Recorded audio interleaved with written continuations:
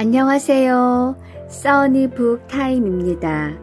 오늘 준비한 것은 러시아 작가 투르게네프의 사랑의 개가입니다. 이 작품은 1881년에 발표되었으며 16세기 이탈리아의 페라라를 배경으로 하고 있습니다. 두 주인공인 바비와 무츠이는 어릴 때부터 진정한 우정을 나눈 사이였으며 두 청년의 우정과 사랑의 복잡한 감정을 그린 작품입니다. 슬픔과 사랑의 갈등은 두 주인공의 삶을 더 복잡하게 만들고 있습니다. 투르게네프는 비밀과 고백을 통해 내면 세계를 깊이 다루고 있으며 신비로운 요소들로 인하여 긴장감과 불안감을 조성하고 있습니다. 사랑의 개가 16세기 중엽 이탈리아의 페르라라에는 그 당시 이 도시는 문학과 예술의 후원자들인 유명한 공호들의 지배하에 번영하고 있었다. 페르라라에는 파비이와 무츠이라고 불리는 두 청년이 살고 있었다. 그들은 나이가 비슷한 데다가 가까운 친척간이어서 지금까지 한 번도 헤어진 적이 없었다. 진정한 우정이 어릴 때부터 그들을 더욱 친하게 만들었다.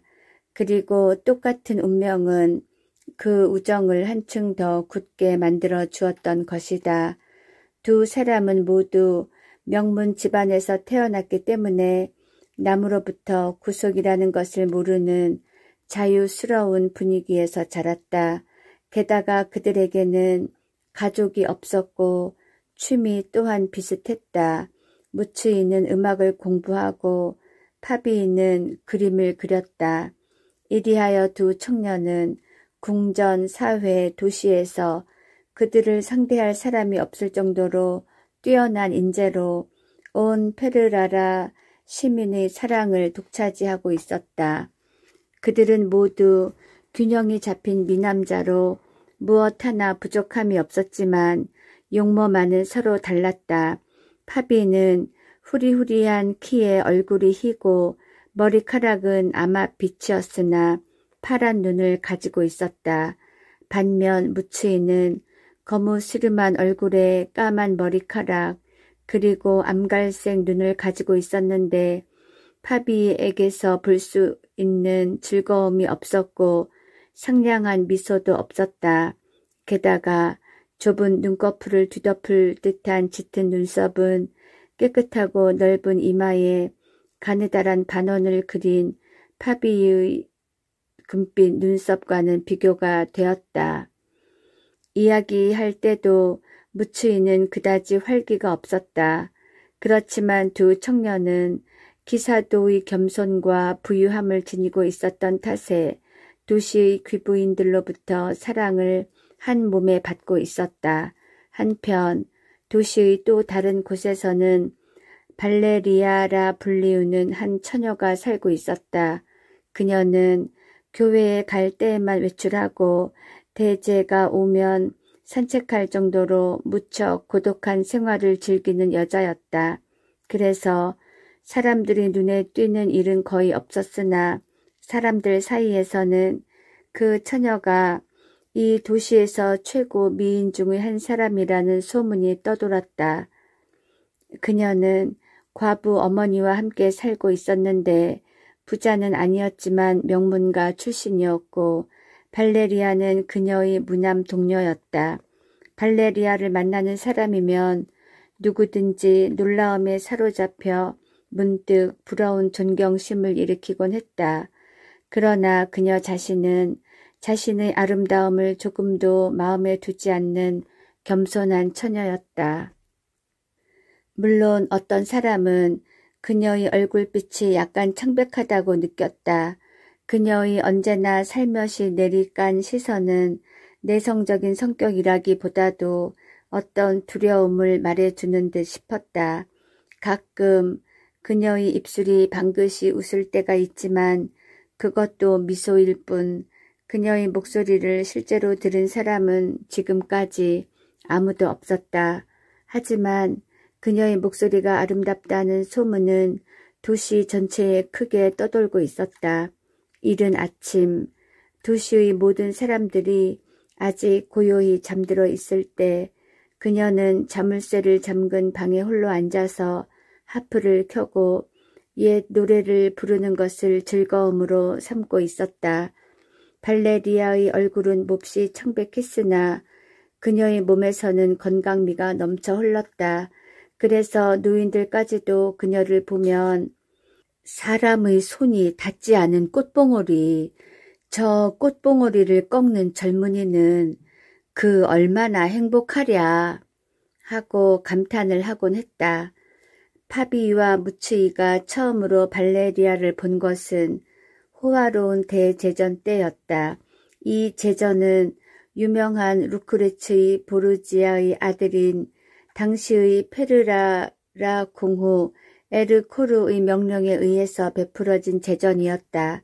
그것은 프랑스 왕 루이 12세의 왕녀인 에르코르 공후 부인의 초대에 의해 멀리 파리에서 온 유명한 귀족들을 환영하기 위한 자리였다.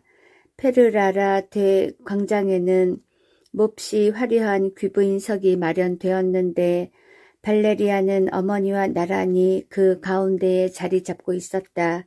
파비도 무치이도 바로 그날 그 자리에서 발레리아에게 한눈에 반하고 말았다.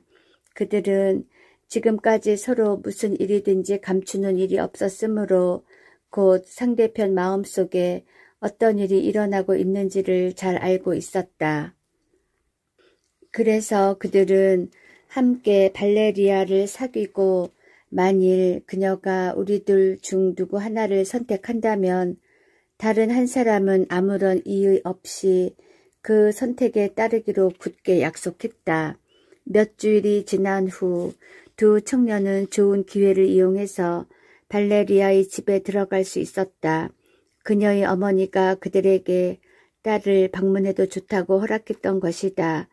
그로부터 그들은 매일같이 발레리아를 만나 서로 이야기를 주고받았다. 두 청년의 가슴 속에 한번 타오르기 시작한 사랑의 불길은 날이 갈수록 식을 줄을 몰랐다. 그러나 발레리아는 두 사람 가운데 어느 한쪽에만 관심을 보이지도 않았고 그녀가 그들의 방문을 꺼려하는 것 같지도 않았다. 그녀는 무츠이와 함께 음악을 즐기기는 했으나 파비와 더 많은 이야기를 주고받았다. 다시 말해서 파비에게는 마음속에 담고 있는 것을 더 많이 털어놓을 수 있었던 것이다. 두 청년은 마침내 각자의 운명을 알아보기로 결심하고 발레리아에게 편지를 보냈다. 그 내용에는 누구의 청혼을 받아들일 것인지 하루빨리 대답해 주기를 부탁한다고 쓰여 있었다. 발레리아는 그들이 보낸 편지를 어머니에게 보이고 자신은 처녀로 살고 싶다고 말했다. 그러나 그녀는 어머니께서 반드시 시집을 가야 한다고 말씀하신다면 누구든지 어머니의 마음에 드는 사람과 결혼하겠다고 덧붙였다. 마음이 몹시 어진 과부는 사랑하는 딸과 헤어져야 한다는 생각에 잠시 눈물을 흘렸다. 그렇다고 해서 그들의 청혼을 거절할 만한 이유도 없었다.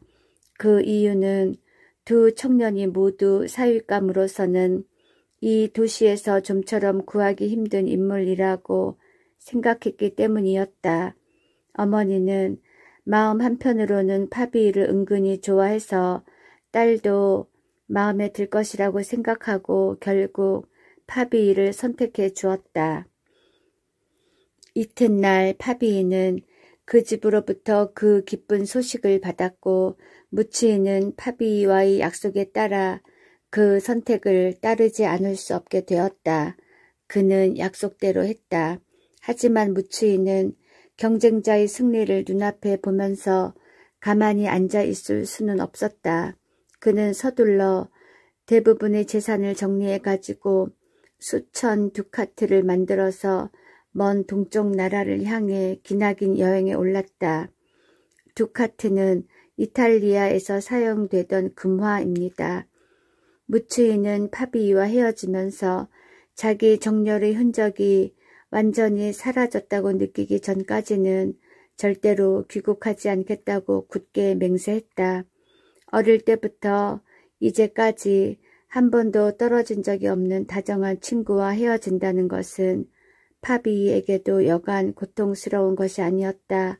그렇지만 바로 앞으로 다가올 행복에 대한 즐거운 기대는 순식간에 모든 것을 집어삼키고 말았다. 그는 자신이 승리한 사랑의 기쁨 속에 온 몸을 내맡겼던 것이다. 얼마 후 파비는 발레리아와 결혼했다. 그리고 결혼했을 때 그는 비로소 아내의 가치를 깨닫게 되었다. 파비는 페르라라에서 가까운 곳에 녹음이 짙게 우거진 정원으로 둘러싸인 훌륭한 별장을 가지고 있었다. 그는 아내와 장모를 데리고 그곳으로 옮겨갔다. 그때가 그들에게 있어서는 가장 즐거운 시간이었다.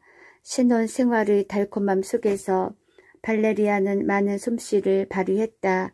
파비는 유명한 화가가 되었다. 이미 어여시 화단의 중진이 된 것이다. 발레리아의 어머니는 이 행복한 한 쌍의 부부를 보고 무척 기뻐하며 하나님께 감사드렸다. 어느새 4년이란 세월이 흘러갔다. 행복하기만 한 이들 부부에게 한 가지 슬픔이 있다면 그들 사이에 자식이 없다는 것이었다. 그러나 그들은 결코 희망을 버리지 않았다. 그런데 정말로 커다란 슬픔이 닥쳐왔다. 발레리아의 어머니가 며칠 동안 앓더니 그만 세상을 떠나고 만 것이다. 발레리아는 며칠 동안 몹시 슬피 울었다.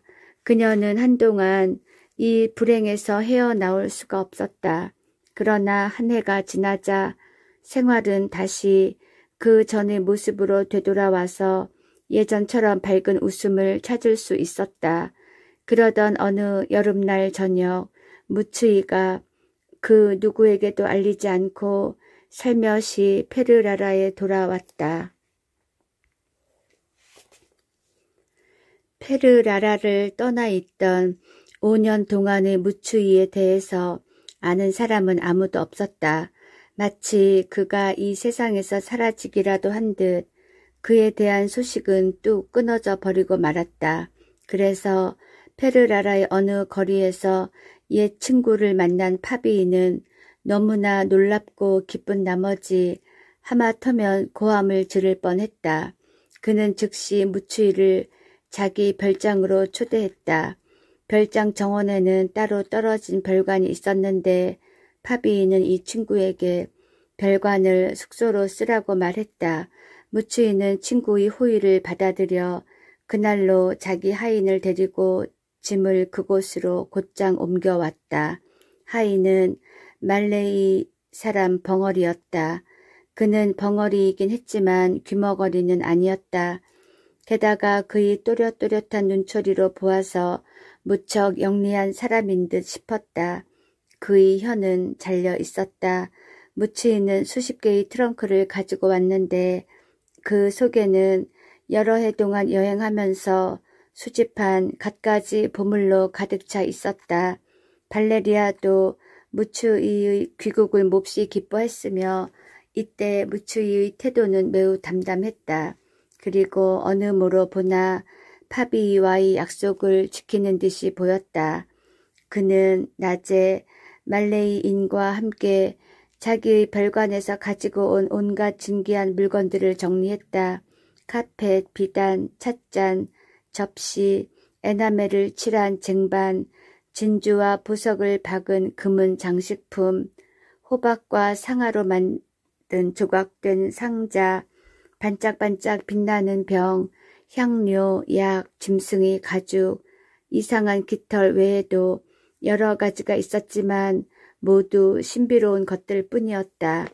그리고 금은 보석 가운데는 진주 목걸이가 있었는데 그것은 어느 날 무츠이가 멋지고 신기한 재주를 보여준 데 대해서 페르시아 왕으로부터 기증받은 목걸이라고 자랑했다.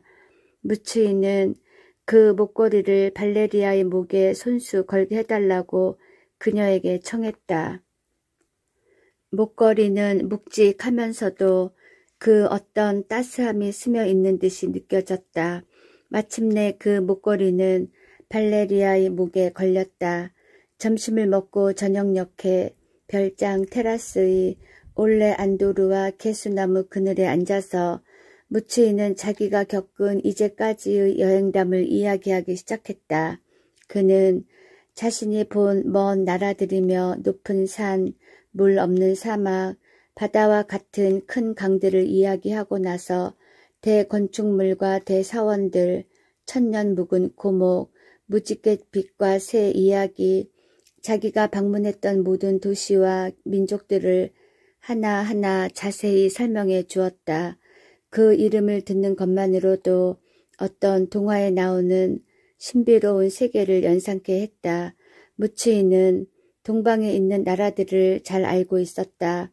그는 페르시아와 아라비아에서는 다른 어떤 동물보다도 말을 가장 귀엽고 훌륭한 것으로 여기고 있으며 인도의 내륙 지방으로 들어가니 거기에서는 사람이 커다란 나무와 비슷했고 그 다음 중국과 티베트 경계선에 도착하니 그곳에선 달라이 라마라고 불리는 생불이 눈을 감고 묵상하고 있는 인간의 모습으로 살고 있다는 것이었다. 어쨌든 그의 이야기를 들으면 들을수록 신기한 이야기들 뿐이었다.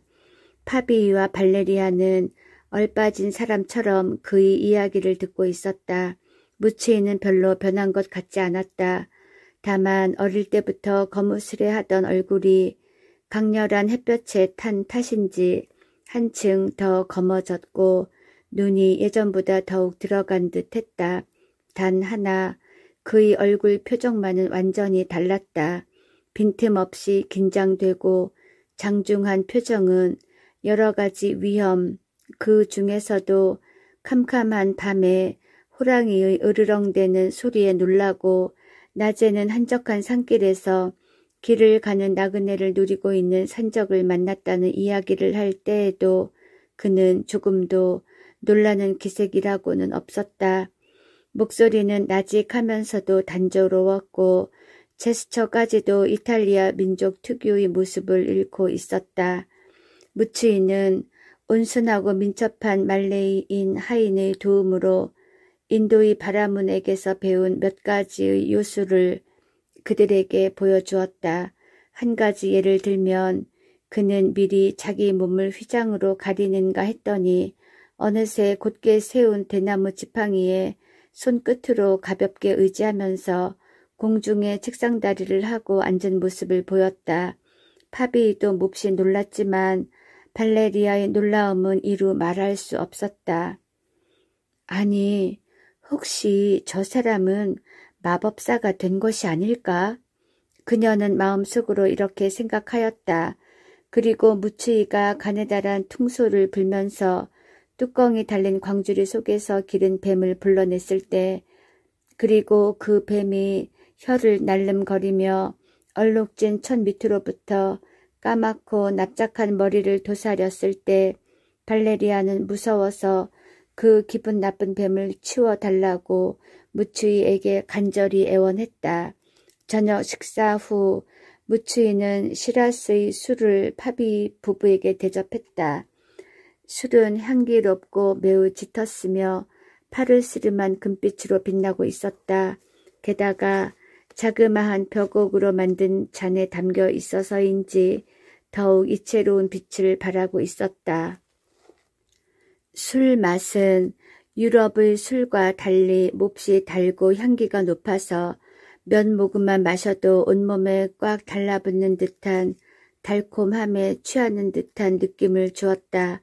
첫 잔을 간단하게 비우자 무츠이는 파비와 발레리아에게 다시 한 잔씩을 권하고 자신도 마셨다. 그때 무츠이는 발레리아의 잔으로 몸을 숙이고 손가락을 떨면서 무엇인지 중얼거렸다. 발레리아도 그런 사실을 알고는 있었으나 그의 태도와 행동이 그 전과는 너무나 달랐으므로 별로 마음에 두지 않고 이분은 인도에서 어떤 새로운 종교를 받아들인 것이 아닐까? 그렇지 않으면 그곳 풍속이 저런 것일까? 하고 막연히 생각했을 따름이었다. 발레리아는 잠시 동안 아무 말이 없다가 무치에게 물었다. 당신은 여행 도중에도 계속 음악을 하셨나요? 무치이는 대답 대신 말레이인에게 인도의 바이올린을 가져오라고 명령했다. 그 바이올린은 요즘 것과 다름이 없었다. 단지 현이 4개가 아니라 3이었고 위에는 푸릇푸릇한 뱀 가죽으로 덮여 있었으며 거기에 삼으로 만든 가늘고 긴 반원의 활이 달려 있었다. 그리고 그 끝에 뾰족한 보석이 반짝이고 있었다.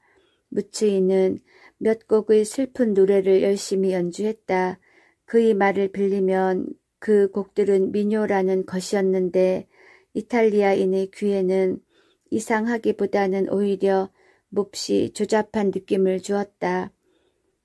금속으로 만든 현의 음향은 나직하고 구슬펐다.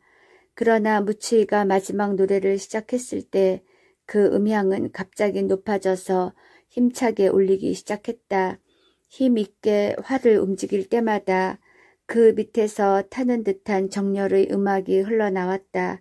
그것이 마치 바이올린 거죽을 덮고 있는 뱀처럼 아름다운 굴곡을 보여주어서 한결 분위기를 더해주는 것이었다. 파비와 발레리아도 마음이 벅차서 눈물을 흘렸다. 그만큼 이 멜로디는 정열과 환희에 불타고 있었다. 그러나 무치이는 아래로 몸을 굽혀 바이올린에 머리를 갖다 붙인 채 볼은 점점 창백해지고 양 눈썹은 굳게 굳어졌다. 그의 표정은 몹시 긴장되어 한층 더 엄숙해 보였다. 활 끝에 달려있는 보석은 그 신기한 음악의 불길에 타오르기라도 하듯 시종 불꽃처럼 반짝이고 있었다. 무치이는 연주를 마치고도 계속해서 바이올린을 턱과 어깨 사이로 힘있게 틀어놓고 한참 후 활을 쥐고 있던 손을 내렸다. 여보게, 지금 그 곡이 무슨 곡인가? 하고 파비이는 물었다. 발레리아도 어안이 벙벙해서 아무 말도 하지 않았지만 그녀의 모습 역시 남편이 한 말을 물어보고 싶어 하는 것 같았다. 무치이는 바이올린을 책상 위에 놓고 머리를 흔들더니 이윽고 잔잔한 미소를 지으면서 이 노래는 스리랑카에서 한번 들은 일이 있지. 그곳에선 이 노래가 행복한 사랑의 개가라고 해서 많이 유행되고 있다네.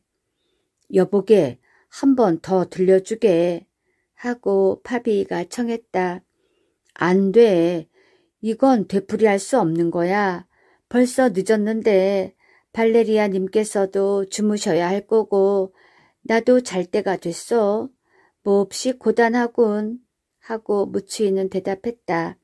이날 하루 동안 무치이가 발레리아를 대하는 태도는 다만 옛 친구로서 어디까지나 정중한 것이었다.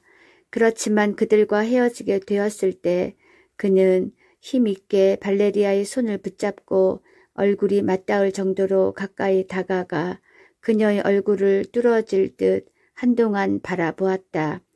그리고 그녀의 손바닥을 손가락으로 꼭 눌렀다. 그때 발레리아는 얼굴을 쳐둘 수 없었지만 화끈한 자기 볼 근처에서 무치의 시선을 느꼈다. 그녀는 아무 말 없이 손을 빼냈다. 무치이가 밖으로 나갔을 때 그녀는 그가 걸어 나간 문 쪽을 바라보았다. 그녀는 그 전에 무치이가 얼마나 무서웠는가를 상상해 보았다. 그리고 지금도 그를 믿을 수 없었다. 무치이는 자기 숙소로 돌아가고 파비 부부는 그들의 침실로 들어갔다. 잠자리에 든 발레리아는 한동안 잠을 이룰 수가 없었다. 온몸의 피가 괴로움 속에 잔잔히 물결치고 머릿속은 종이라도 치는 듯 가볍게 뒤흔들렸다. 이것은 발레리아가 추측했던 대로 그가 준 이상한 술 때문이기도 했지만 무추이의 이야기와 바이올린의 연주가 그 원인이 된 듯 싶었다. 마침내 그녀는 새벽녘에야 겨우 잠이 들었는데 이상한 꿈을 꾸었다. 그녀는 자신이 나직한 천장이 있는 널찍한 방 안에 들어와 있는 것을 느꼈다. 지금까지 한 번도 이런 방을 본 적이 없었다.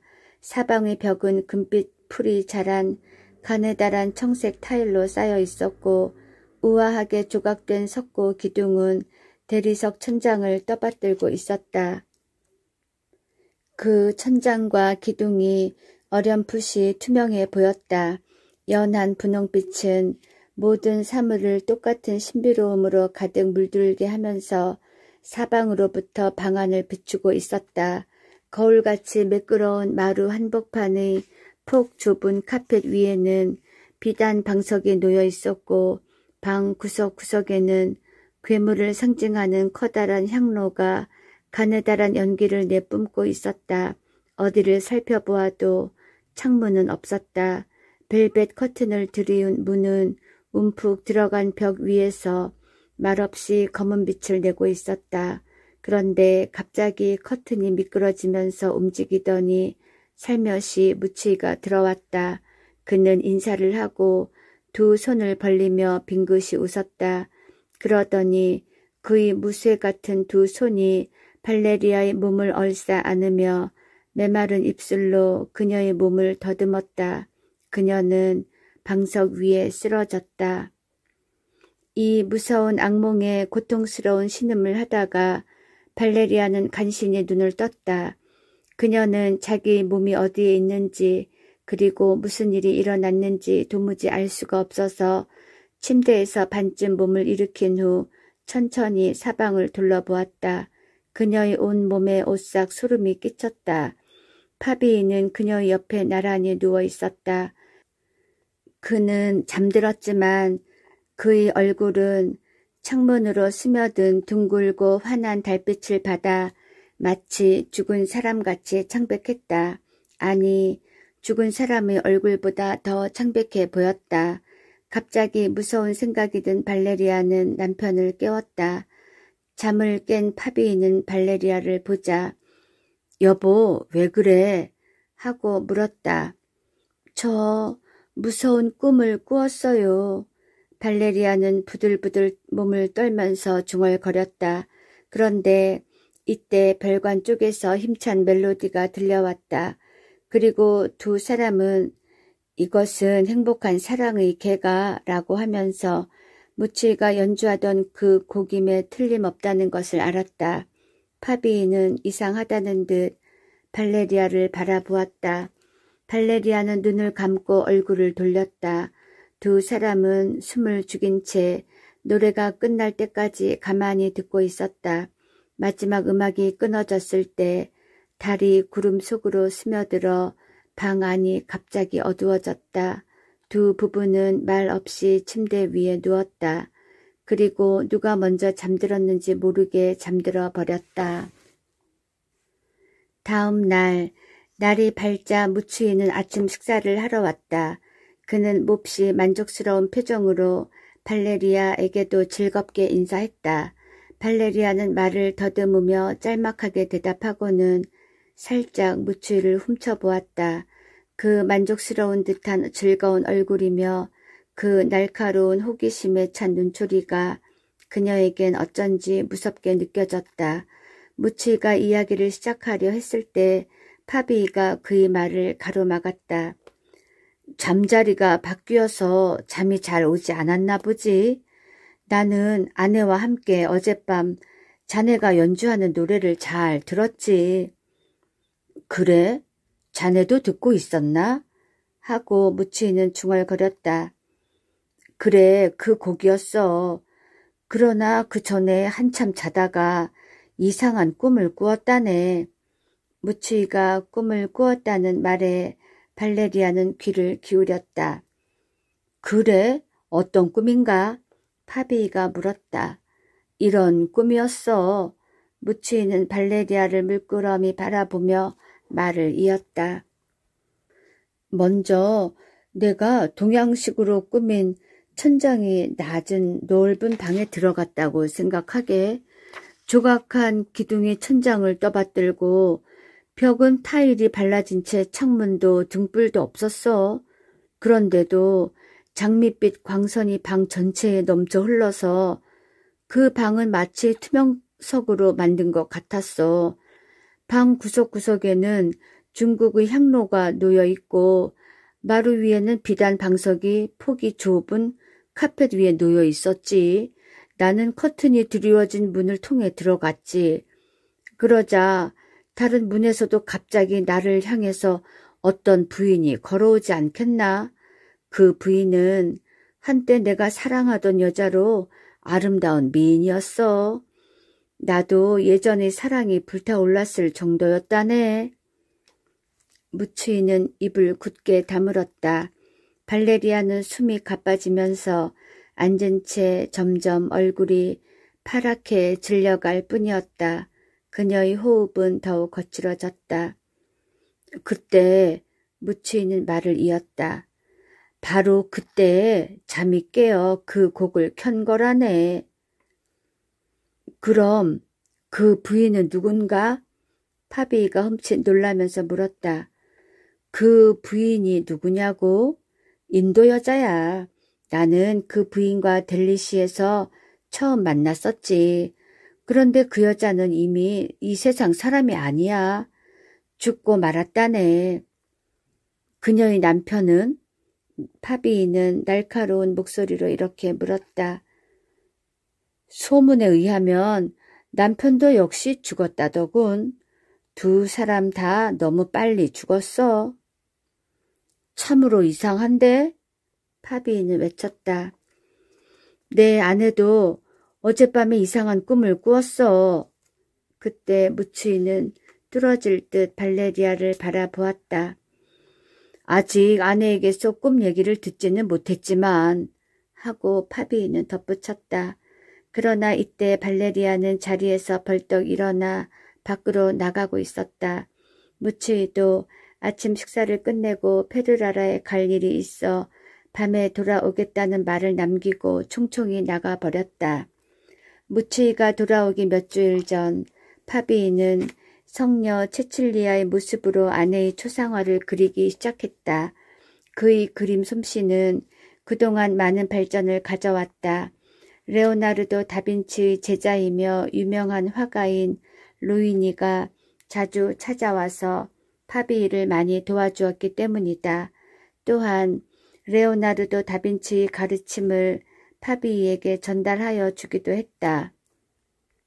초상화는 거의 완성되어 가고 있었으나 다만 얼굴 몇 군데가 아직 완성되지 못한 채 남아있을 뿐이었다. 이 그림만 완성되면 파비는 많은 사람들에게 당당하게 자기의 재능을 자랑할 수 있으리라 무척 기대하고 있었다. 파비는 무치이를 페르라라로 보내고 자기 화실로 발길을 옮겼다. 거기에는 발레리아가 언제나 먼저 와서 자기를 기다리고 있었다. 그런데 오늘따라 그는 아내를 찾아볼 수 없었다. 큰 소리로 몇 번씩이나 불러보았으나 대답이 없었다. 그는 갑자기 알 수 없는 불안에 사로잡혀 발레리아를 찾기 시작했다. 집에도 없었다. 파비는 정원으로 뛰쳐나갔다. 그리고 멀리 떨어진 길에서 발레리아를 찾았다. 그녀는 머리카락이 가슴 위로 축 늘어지도록 고개를 숙인 채 두 손을 무릎 위에 올려놓고 벤치에 앉아 있었다. 그녀 뒤에는 비웃음으로 얼굴을 찡그린 대리석 괴물이 암록색의 기파리스 속에서 튀어나와 찌그러진 입술을 갈대 피리에 갖다 대고 있었다. 발레리아는 남편을 발견하고 무척 기쁜 표정을 지었다.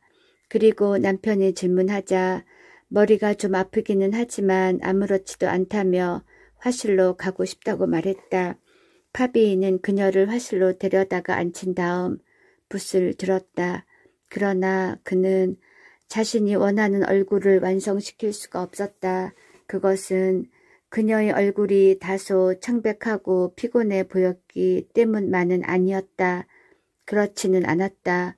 그러나 그가 예전에 마음에 들었던 얼굴, 즉 그로 하여금 성녀 체칠리아의 모습으로 표현해 보겠다는 마음을 일으키게 했던 그 깨끗하고 거룩한 표정을 오늘은 어느 한 군데도 찾아볼 수가 없었던 것이다. 결국 그는 그림을 중단하고 안색이 좋지 않으니 잠시 누워서 쉬는 게 좋겠다고 발레리아에게 말했다. 그러고는 그리던 추상화를 벽 위에 조심스럽게 세워놓았다. 발레리아는 좀 쉬라는 남편의 말에 머리가 아프다는 말을 되풀이하고는 침실로 사라졌다.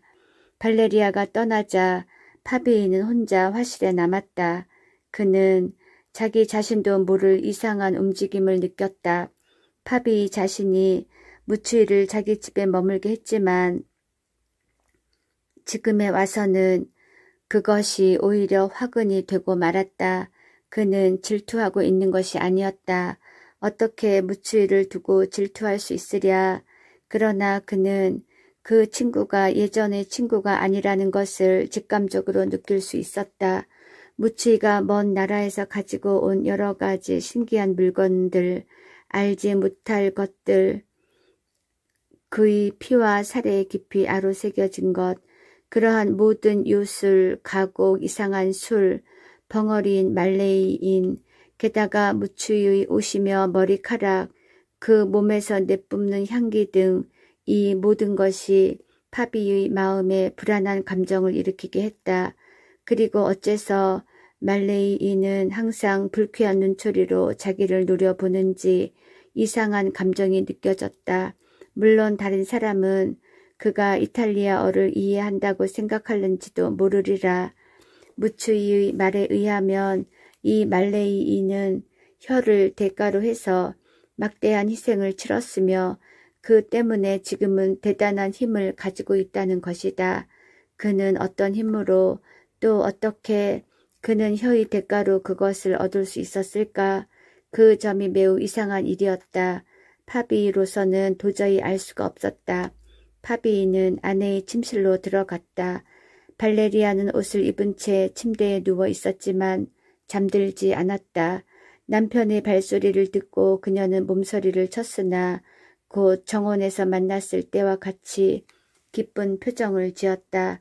파비는 침대맡에 앉아서 아내의 손을 살며시 잡은 채 잠시 침묵하다가 이렇게 물었다. 어젯밤의 꿈이 당신을 몹시 놀라게 했겠구려. 그래, 그 꿈이 무추이가 얘기한 것과 같은 것이었소? 남편의 갑작스런 질문에 발레리아는 얼굴을 붉히며 중얼거렸다. 아니에요. 제가 본 것은 어떤 이상한 괴물이 저를 잡아먹으려고 한 것이었어요. 괴물이라니? 그게 혹시 사람의 탈을 쓰고 있지 않았소? 파비가 다시 물었다. 아니에요. 짐승. 그것은 짐승이었어요. 발레리아는 이렇게 대답하고 빨갛게 된 자기 얼굴을 베개 속에 파묻었다. 파비는 얼마 동안 아내의 손을 잡고 있다가 말없이 그 손을 자기 입술에 대고는 밖으로 나갔다. 그들 부부는 석연치 않은 기분으로 이날 하루를 보냈다. 그들 머리 위에는 갑자기 검고 무거운 어떤 것이 걸려 있는 것처럼 느껴졌다. 그렇지만 그것이 무엇인지 그들은 도저히 알아낼 수 없었다. 그들은 어떤 일이 있어도 떨어지고 싶지 않았다. 마치 어떤 위험이 그들을 위협이라도 하듯이. 그러나 그들은 무슨 말을 해야 할지 갈피를 잡을 수 없었다. 파비는 초상화를 다시 그리려다 생각을 바꿔 요즘 페르라라에서 출판되어 벌써 이탈리아 전역을 휩쓴 아리오스토의 서사시를 읽어보려고 했으나 아무 소용이 없었다. 무추이는 밤늦게 저녁 식사를 할 무렵에 집으로 돌아왔다. 무추이는 몹시 만족스러워 보였다. 그러나 그다지 말은 많지 않았다. 그는 파비에게 옛 친구들의 소식이며 독일 원정이며 카를 대제의 일들을 자세히 물어보았다. 그리고 새로 취임한 법황을 아련하기 위해서 로마로 가고 싶다는 희망을 말하기도 했다. 무치이는 또다시 시라스의 술을 발레리아에게 권했지만 그녀에게 거절을 당하고는 이젠 필요가 없군 하고 혼잣말로 중얼거렸다. 파비는 아내와 함께 침실로 돌아와서 잠시 후 잠들어 버렸다. 어느 순간 눈을 떠보니 자기 옆에서 자고 있던 아내가 없는 것이었다. 파비는 몸을 일으켰다. 바로 그 순간 잠옷바람인 발레리아가 정원 쪽에서 방으로 들어오고 있는 것을 보았다. 조금 전만 해도 비가 내릴 것처럼 흐릿했으나 이미 달이 환히 비추고 있었다. 발레리아는 눈을 내리감고 죽은 듯이 움직이지 않는 얼굴에 이상한 공포의 빛을 띠면서 침대로 다가왔다. 그녀는 앞으로 손을 내밀어 침대를 더듬고는 털썩 침대에 누워버린 채 말이 없었다. 파비는 아내에게 한두 마디 질문을 던졌으나 아무 반응이 없었다. 아마 잠이 든 듯 싶었다. 파비는 아내를 만져보았다. 그녀의 잠옷이며 머리카락은 비에 젖어 있었고 맨발의 발바닥에는 모래가 묻어 있었다. 깜짝 놀란 파비는 벌떡 일어나 반쯤 열린 문을 박차고 정원으로 달려나갔다. 무서울 정도로 밝은 달빛은 온갖 사물을 비춰주고 있었다. 파비는 사방을 둘러보았다. 그 순간 모래길 위에 두 사람의 발자국이 남아있는 것을 발견했다. 한 사람은 맨발이었다. 조심스럽게 그 발자국을 따라가 보니 그곳은 별관과 본관과의 중간이 되는 제스민이 우거진 정자였다. 파비는 어리둥절해서 걸음을 멈추었다. 그러자 갑자기 어젯밤에 들은 것과 같은 음악이 다시 들려오지 않는가. 파비는 몸을 부르르 떨며 별관으로 뛰어 들어갔다. 무치이가 방 한복판에 서서 열심히 바이올린을 연주하고 있었다. 파비는 그에게 달려들었다. 자네 정원에 나갔었지? 밖에 나갔었지? 자네 옷이 비에 젖어 있어. 아니, 잘 모르겠는데. 나는 밖에 나가지 않은 것 같은데. 갑작스런 파비의 방문과 그의 흥분에 놀란 무치이는 말을 더듬거리며 대답했다. 파비는 그의 한쪽 손을 잡으면서 왜 그 곡을 다시 켜는 거야? 또 그 꿈을 꾸었나? 하고 물었다. 무치이는 여전히 놀라움에 사로잡혀 파비를 바라볼 뿐 말이 없었다. 자, 어서 빨리 대답해. 달은 마치 방패처럼 둥글고 강은 별처럼 반짝이는데 친구는 눈을 뜨고 적은 잠잔다. 독수리는 병아리를 핥힌다. 살려다오.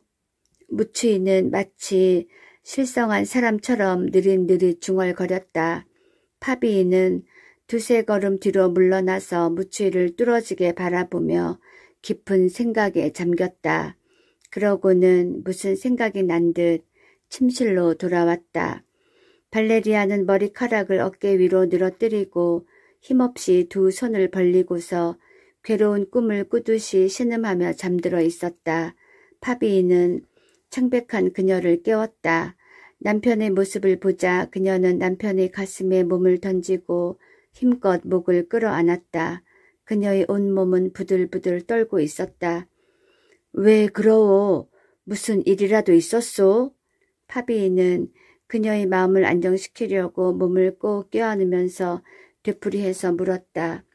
그러나 그녀는 파비의 가슴에 안긴 채 점점 정신을 잃어가는 것이었다. 여보, 굉장히 무서운 꿈을 꾸었어요. 그녀는 남편에게 얼굴을 파묻으며 중얼거렸다. 파비는 그녀에게 물어보고 싶은 말이 많았다. 그러나 그녀는 여전히 몹시 떨고 있을 뿐이었다. 그리고 더 이상 대답이 없었다. 발레리아가 남편의 손에 안겨서 잠들 수 있었던 때는 이미 아침 노을에 유리창이 빨갛게 물들기 시작한 무렵이었다. 오늘은 여기까지만 읽어드리겠습니다. 뒷부분은 내일 계속 이어집니다. 오늘도 편안하고 행복한 밤 되시기를 바랍니다. 감사합니다.